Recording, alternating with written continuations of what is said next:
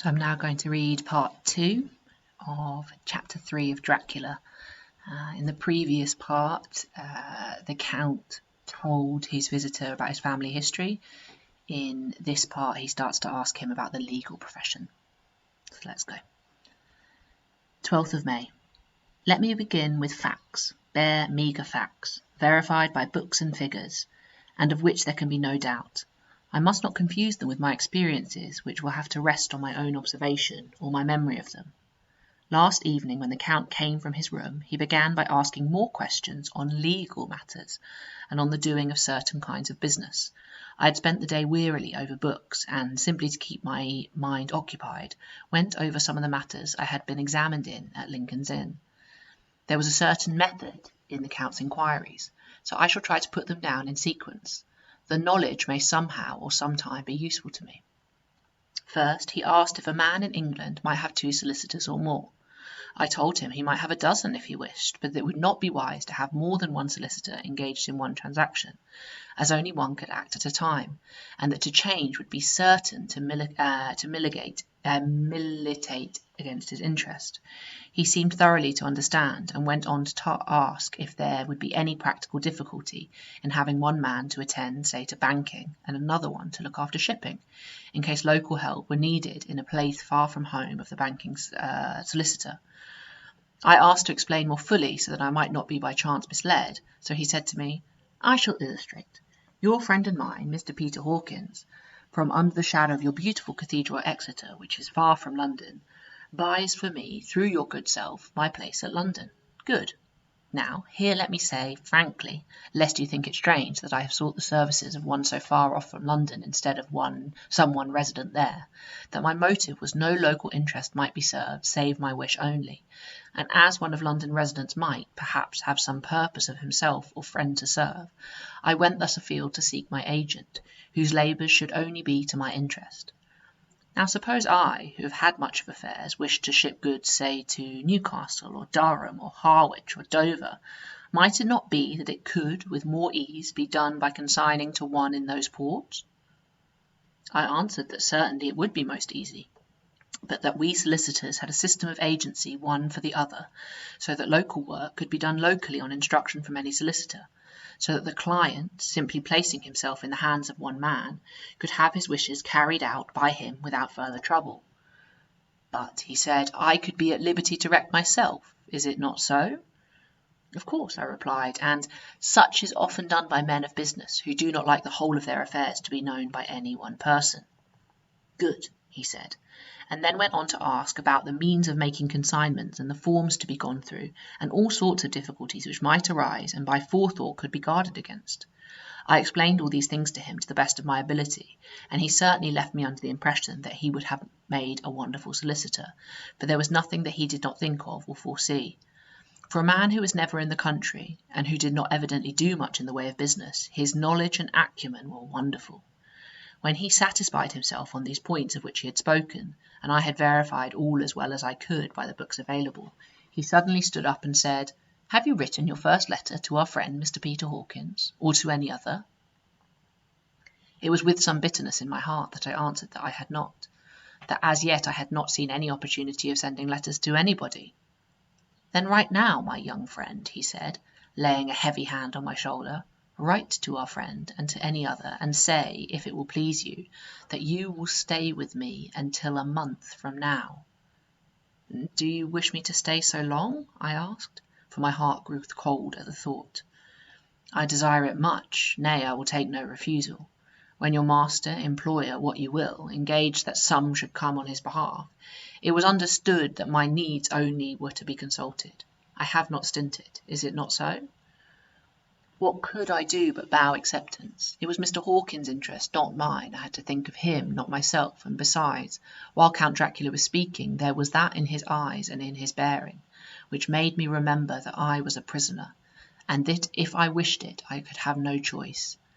The Count saw his victory in my bow, in my bow, and his mastery in the trouble of my face, for he began at once to use them, but in his own smooth, resistless way. I pray you, my good friend, that you will not discourse of things other than business in your letters.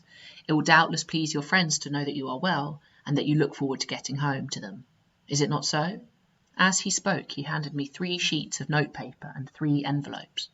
They were all of the thinnest foreign post, and looking at them, then at him, he noticing his quiet smile with the sharp canine teeth laying over the red underlip, I understood as well as if he had spoken that I should be more careful what I wrote, for he would be able to read it.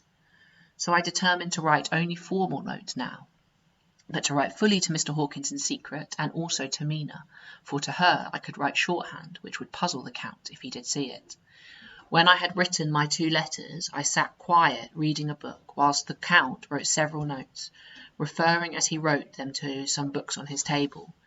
Then he took up my 2 and placed them with his own, and put by his writing materials, after which, the instant the door had closed behind him, I leaned over and looked at the letters, which were face down on the table. I felt no compunction in doing so, for under the circumstances I felt that I should protect myself in every way I could. One of the letters was directed to Samuel F. Billington, No. 7, The Crescent, Whitby, another to Herr Leutner, Varna. The third was to Coutts & Co., London, and the fourth to Herren, Klopstock and Billroth, bankers, Budapest. The second and fourth were unsealed. I was just about to look at them when I saw the door handle move. I sank back in my seat, having just had time to resume my book, before the Count, holding still another letter in his hand, entered the room. He took up the letters on the table and stamped them carefully, and then turning to me, said, "I trust that you will forgive me, but I have much work to do in private this evening. You will, I hope, find all things as you wish." At the door he turned, and after a moment's pause, said, "Let me advise you, my dear young friend, nay, let me warn you with all seriousness, that should you leave these rooms, you will not by any chance go to sleep in any other part of the castle. It is old and has many memories, and there are bad dreams for those who sleep unwisely. Be warned. Should sleep now or ever overcome you, or be like to do, then haste to your own chamber or to these rooms, for your rest will then be safe. But if you be not careful in this respect, then—" He finished his speech in a gruesome way, for he motioned with his hands as if he were washing them. I quite understood. My only doubt was as to whether my dream could be more terrible than the unnatural, horrible net of gloom and mystery which seemed closing around me. Later. I endorsed the last written words, but this time there is no doubt in question. I shall not fear to sleep in any place where he is not. I have placed the crucifix over the head of my bed. I imagine that my rest is thus freer from my dreams, and there it shall remain. When he left me, I went to my room. After a little while, not hearing any sound, I came out and went up the stone stair to where I could look towards the south. There was some sense of freedom in the vast expanse, inaccessible though it was to me, as compared with the narrow darkness of the courtyard. Looking out on this, I felt I was indeed in prison, and I seemed to want a breath of fresh air, although it were of the night. I am beginning to feel this nocturnal existence tell on me. It is destroying my nerve. I start at my own shadow, and am full of all sorts of horrible imaginings. God knows that there is ground for my terrible fear in this accursed place. I looked over at the beautiful expanse, bathed in soft yellow moonlight, till it was almost as light as day. In the soft light the distant hills became melted, and the shadows in the valleys and gorges of the velvety blackness. The mere beauty seemed to cheer me. There was peace and comfort in every breath I drew. As I leaned over from my window, my eye was caught by something moving a story below me, and somewhat to my left, where I imagined, from the order of the rooms, that the window of the Count's own room would look out. The window at which I was stood was tall and deep, stone-mullioned, and though weather-worn, was still complete. It was evidently many a day since the case had been there. I drew back some of the stonework and looked carefully out. What I saw was the Count's head coming from the window. I did not see the face, but I knew the man by the neck and the movement of his back and arms. In any case, I could not mistake the hands which I had so many opportunities of studying.